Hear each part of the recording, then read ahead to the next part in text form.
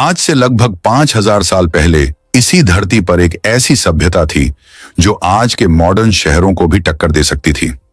एक ऐसी सभ्यता जिसने अपने समय से कहीं आगे निकलकर ऐसे शहर बसाए जिनकी प्लानिंग और इंजीनियरिंग आज के बड़े बड़े आर्किटेक्ट को भी सोचने पर मजबूर कर देती है। सिंधु और सरस्वती नदियों के किनारे यह शानदार शहर बसे थे। सीधी सड़कें, 2-3 मंजिला घर और एक ऐसी शानदार ड्रेनेज सिस्टम जिसे बनाने के लिए हम आज भी संघर्ष करते हैं। यहां गंदे पानी को बाहर निकालने के लिए ढकी हुई नालियों का एक ऐसा नेटवर्क बिछा था जो आज भी कई मॉडर्न शहरों के लिए एक सपना है। ये लोग कौन थे, कैसे रहते थे, उन्होंने यह सब कैसे कर दिखाया? उनके शहर किसी मेट्रोपॉलिटन सिटी जैसे थे। उनका व्यापार दूर मेसोपोटामिया तक फैला था और उनका समाज बेहद ऑर्गेनाइज्ड और शांतिप्रिय लगता था। लेकिन फिर अचानक सब कुछ शांत हो गया। एक विशाल सभ्यता जो मिस्र और मेसोपोटामिया की सभ्यताओं को मिलाकर भी उनसे बड़े इलाके में फैली थी, अपने शिखर पर पहुंचकर बस गायब हो गई। ना युद्ध के कोई बड़े निशान, ना राजा महाराजाओं के आलीशान महल या मकबरे, और ना ही कोई ऐसी किताब जो उनकी कहानी बता सके। बस एक रहस्यमयी खामोशी जो हजारों सालों से इतिहासकारों और पुरातत्वविदों को परेशान कर रही है। क्या हुआ था उन लाखों लोगों का? वो कहां चले गए? क्या यह किसी भयानक बाढ़ या सूखे का नतीजा था, किसी महामारी का कहर था, या फिर कोई ऐसा गहरा राज है जो आज तक दुनिया से छिपा हुआ है? आज हम इतिहास के उन्हीं धूल भरे पन्नों को पलटेंगे और आपको ले चलेंगे समय में पीछे एक ऐसे सफर पर जहां हम उजागर करेंगे हड़प्पा सभ्यता की पूरी कहानी, उनके शानदार उदय से लेकर उनके रहस्यमयी और अचानक हुए पतन तक। अगर आप रहस्यों के शौकीन हैं और भारत के गौरवशाली अतीत की इस सबसे बड़ी पहेली को सुलझाना चाहते हैं तो हमारे साथ बने रहिए, क्योंकि सच्चाई आपके होश उड़ा देगी। आगे बढ़ने से पहले आपसे एक छोटी सी अपील है। वीडियो को अंत तक जरूर देखिए, क्योंकि आज हम अपने इतिहास के एक अनोखे सफर पर निकलने वाले हैं। ऐसी वीडियो के लिए हमें घंटों रिसर्च करनी पड़ती है। पसंद आए तो लाइक कीजिए और चैनल को सब्सक्राइब कर लीजिए। यह कहानी शुरू होती है आज से करीब 200 साल पहले 19वीं सदी के ब्रिटिश भारत में। उस समय अंग्रेज अफसर और खोजी भारत के कोने कोने की छानबीन कर रहे थे। साल 1826 के आसपास एक ब्रिटिश खोजी चार्ल्स मेसन पंजाब के साहिवाल जिले के पास से गुजर रहे थे। उनकी नजर एक वीरान जगह पर बने ऊंचे टीले पर पड़ी, जिसके चारों ओर अजीब तरह की पकी हुई ईंटें बिखरी थीं। गांव वाले उन ईंटों को भगवान का दिया तोहफा मानकर अपने घर बनाने के लिए इस्तेमाल कर रहे थे। मैसन ने अपनी किताब में इसका जिक्र तो किया, लेकिन उनकी बातों पर किसी ने ज्यादा ध्यान नहीं दिया। कई दशक बीत गए। साल 1856 में ब्रिटिश इंजीनियर जॉन और विलियम बर्टन कराची से लाहौर तक रेलवे लाइन बिछा रहे थे। ट्रैक के लिए उन्हें पत्थरों की जरूरत पड़ी। तभी किसी ने उन्हें पास के गांव हड़प्पा के खंडहरों के बारे में बताया, जहां हजारों की संख्या में बेहतरीन पकी हुई ईंटें मौजूद थीं। बर्टन बंधुओं के लिए तो यह जैसे खजाना था। उन्होंने बिना सोचे समझे उन प्राचीन ईंटों को उखाड़कर रेलवे ट्रैक के नीचे बिछाना शुरू कर दिया। वो इस बात से पूरी तरह अनजान थे कि वे दुनिया की सबसे पुरानी और सबसे एडवांस्ड सभ्यताओं में से एक के सबूतों को हमेशा के लिए मिटा रहे थे। इस घटना के बाद भारतीय पुरातत्व सर्वेक्षण के पहले डायरेक्टर जनरल अलेक्जेंडर कनिंघम ने 1850 और 1870 के दशक में कई बार इस जगह का दौरा किया। उन्हें वहां से कुछ अनोखी मोहरें मिली, जिन पर एक अनजान लिपि में कुछ लिखा था और एक बैल की तस्वीर बनी थी। कनिंघम इन चीजों की अहमियत तो समझ गए थे, लेकिन वह भी इसकी विशालता और प्राचीनता का सही अंदाजा नहीं लगा पाए। असली तूफान तो 20वीं सदी में आया। साल 1921 में भारतीय पुरातत्ववेत्ता दयाराम साहनी ने भारतीय पुरातत्व सर्वेक्षण के director general sir John Marshall के नेतृत्व में हड़प्पा में एक व्यवस्थित खुदाई शुरू की। जैसे जैसे जमीन की परतें हटी, एक पूरे के पूरे शहर का नक्शा उभरने लगा। सुनियोजित सड़कें, घरों की लाइनें, नालियां। यह कोई मामूली गांव नहीं था, लेकिन कहानी यहीं खत्म नहीं हुई। अगले ही साल 1922 में हड़प्पा से लगभग 590 किलोमीटर दूर सिंध प्रांत के लड़काना जिले में एक और पुरातत्ववेत्ता राखाल दास बनर्जी एक बौद्ध स्तूप की खोज कर रहे थे। खुदाई के दौरान उन्हें स्तूप के नीचे वैसी ही मोहरें और ईंटें मिली जैसी हड़प्पा में मिली थी। उन्होंने तुरंत इसकी सूचना जॉन मार्शल को दी। जब मार्शल ने दोनों जगहों से मिली चीजों का मिलान किया तो उनके होश उड़ गए। उन्होंने ऐलान किया, यह कोई अलग थलग शहर नहीं है, यह एक ही महान और प्राचीन सभ्यता का हिस्सा है। उस दूसरे शहर का नाम था मोहनजोदड़ो, जिसका सिंधी भाषा में मतलब है मुर्दों का टीला। यह नाम इसलिए पड़ा क्योंकि वहां एक टीले पर बड़ी संख्या में इंसानी कंकाल मिले थे। इस खोज ने भारतीय इतिहास को हजारों साल पीछे धकेल दिया। दुनिया को पता चला कि जिस समय मिस्र और मेसोपोटामिया में महान सभ्यताएं पनप रही थीं, ठीक उसी समय भारत में भी एक कांस्य युगीन शहरी सभ्यता अपने शिखर पर थी। इसके बाद तो जैसे खोजों की झड़ी लग गई, एक के बाद एक शहर मिलने लगे। गुजरात में लोथल और धोलावीरा, राजस्थान में कालीबंगा, हरियाणा में राखीगढ़ी और पाकिस्तान में चहूदड़ो। आज तक इस सभ्यता के 1500 से ज्यादा ठिकाने खोजे जा चुके हैं, जिनमें से 900 से ज्यादा भारत में हैं। लेकिन सवाल यह था, ये लोग कौन थे? ये सभ्यता आई कहां से? क्या यह अचानक ही पैदा हो गई थी? इस सवाल का जवाब हमें और भी पीछे ले जाता है, एक ऐसी जगह पर जहां इस महान सभ्यता के बीज बोए गए थे। हड़प्पा सभ्यता किसी शून्य से पैदा नहीं हुई थी। इसकी जड़ें हजारों साल पुरानी हैं, जो हमें नवपाषाण काल तक ले जाती हैं। कहानी शुरू होती है आज के पाकिस्तान के बलूचिस्तान में बसे मेहरगढ़ नाम की एक जगह से। यह बोलन नदी के पास एक उपजाऊ मैदान में बसा एक प्राचीन स्थल है, जिसे हड़प्पा सभ्यता का अग्रदूत या बीज माना जाता है।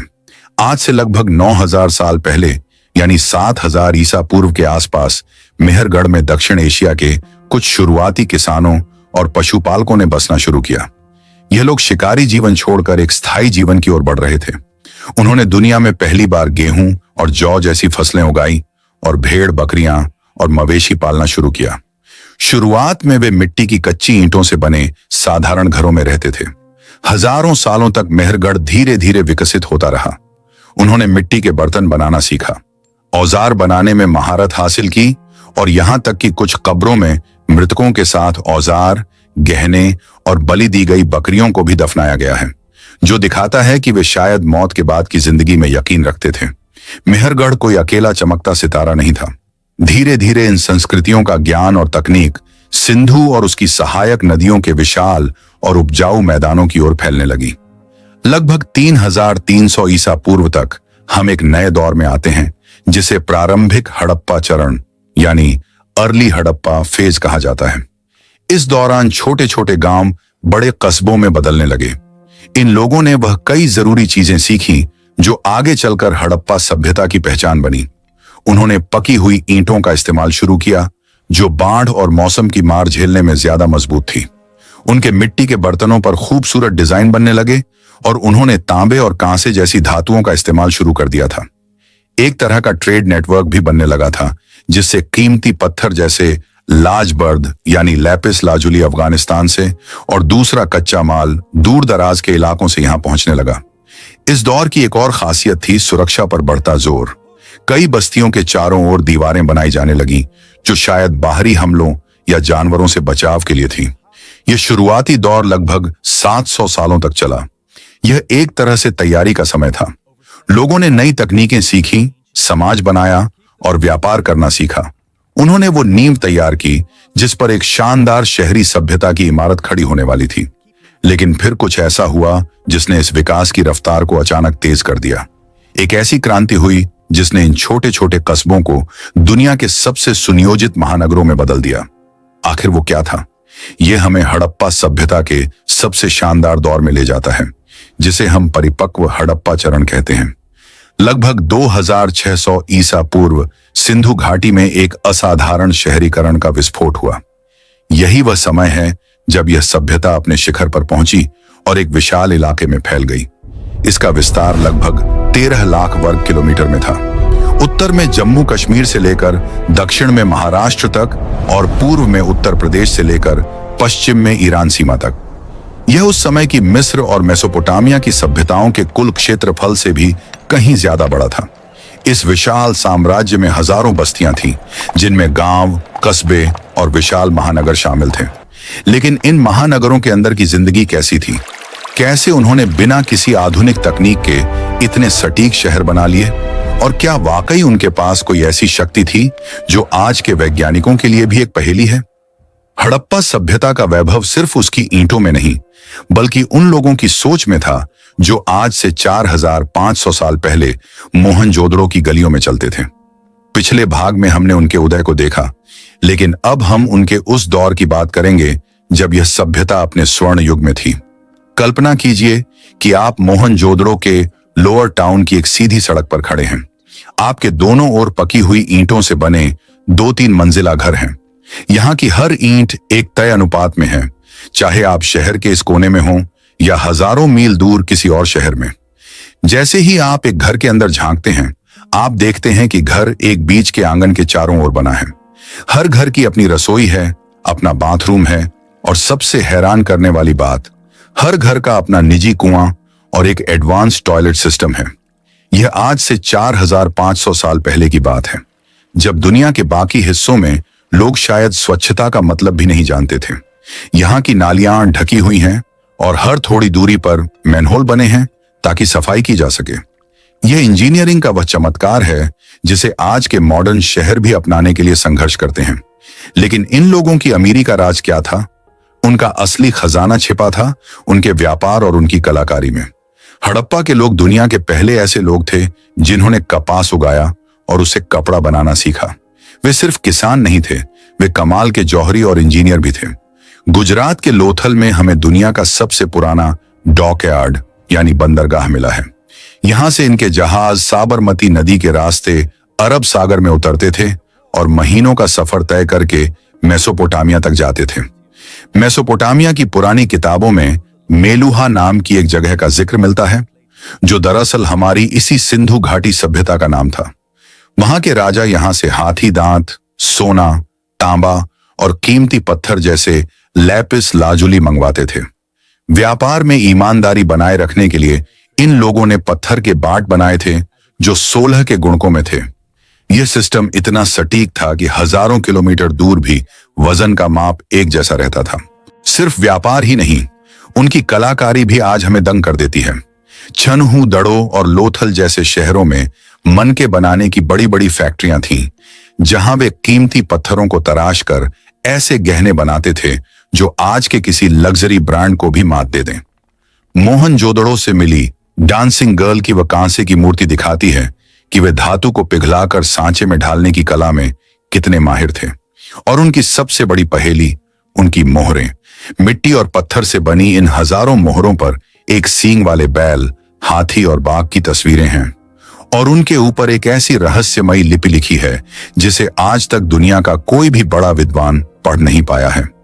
जिस दिन यह लिपि पढ़ी जाएगी, उस दिन हमें पता चलेगा कि वे लोग आपस में क्या बातें करते थे, उनके राजा कौन थे और वे अपनी दुनिया को कैसे देखते थे। धार्मिक तौर पर भी वे बहुत एडवांस थे। हालांकि हमें कोई बड़ा मंदिर नहीं मिला, लेकिन पशुपति शिव की मोहर और मातृ देवी की मूर्तियां दिखाती हैं कि वे प्रकृति और योग में विश्वास रखते थे। पीपल के पेड़ की पूजा और स्वास्थ्य का चिन्ह हमें उन्हीं की विरासत से मिला है। वे शांति प्रिय लोग थे, क्योंकि खुदाई में युद्ध के हथियार ना के बराबर मिले हैं। लेकिन फिर ऐसा क्या हुआ कि यह हंसती खेलती और अमीर सभ्यता अचानक इतिहास के पन्नों से ओझल हो गई। 1900 ईसा पूर्व के आसपास इन शानदार शहरों में पतन के निशान दिखने लगे। सड़कें टूटने लगीं, नालियां जाम होने लगीं और लोग शहरों को छोड़कर जाने लगे। पहले कहा गया कि आर्यों ने हमला करके इन्हें खत्म कर दिया, लेकिन आधुनिक विज्ञान ने इस थ्योरी को गलत साबित कर दिया है। असली विलेन था जलवायु परिवर्तन। नदियां जो इनकी जीवन रेखा थीं, उन्होंने अपना रास्ता बदल लिया। सरस्वती जैसी महान नदी सूखने लगी और सिंधु नदी में विनाशकारी बाढ़ आने लगी। बारिश कम होने से खेत बंजर हो गए और व्यापार ठप हो गया। यह एक धीमी और दर्दनाक मौत थी। लोग भूख और प्यास से मजबूर होकर पूरब और दक्षिण की ओर चले गए। वे गायब नहीं हुए, बल्कि उन्होंने अपनी शहरी पहचान खो दी और छोटे गांवों में बस गए। हड़प्पा की यह कहानी सिर्फ एक अंत नहीं है, बल्कि एक चेतावनी है। यह हमें याद दिलाती है कि चाहे हम कितने भी आधुनिक क्यों ना हो जाएं, प्रकृति के सामने हम हमेशा नाजुक हैं। उन्होंने क्लाइमेट चेंज का सामना किया और हार गए। आज जब हम फिर से उसी ग्लोबल वार्मिंग और सूखती नदियों के संकट से जूझ रहे हैं, तो हड़प्पा के खंडहर हमें चुपचाप आगाह कर रहे हैं। क्या हम उनकी इस चेतावनी को सुन पाएंगे? दोस्तों, अगर आपको भारत के इस गौरवशाली और रहस्यमयी अतीत का ये सफर पसंद आया हो तो इस वीडियो को लाइक और शेयर जरूर करें। आपकी मिट्टी का इतिहास ही आपकी असली पहचान है। हमारे साथ बने रहने के लिए धन्यवाद।